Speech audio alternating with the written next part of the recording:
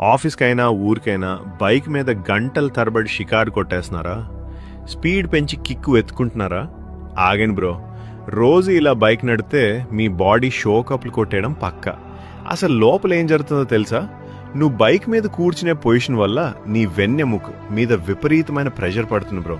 ఆ గుంతలు, ఆ స్పీడ్ బ్రేకర్ల కుదుపులకి నీ డిస్కులు అరిగిపోయి చిన్న వయసులోనే సర్వైకల్ స్పాండిలైటిస్ వచ్చేస్తుంది. అంటే నీ బాడీ పంక్చర్ అవడానికి ఇదే మెయిన్ రీజన్.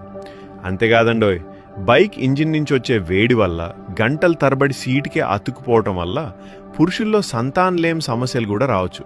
పైగా ఆ కంటిన్యూస్ గాలి వల్ల మీ మోకాళ్ళలో గుజ్జు అరిగిపోయి జాయింట్ పెయిన్స్ రావడం గ్యారంటీ. నీ బైక్కి సర్వీసింగ్ చేయిస్తావు, మరి నీ బాడీకి? లాజిక్ మిస్ అవ్వకండి బ్రో. అవసరానికి వాడితే వాహనం, అతిగా వాడితే ప్రాణం మీదకే. మరి మీరు రోజుకి ఎన్ని గంటలు బైక్ నడుపుతారు?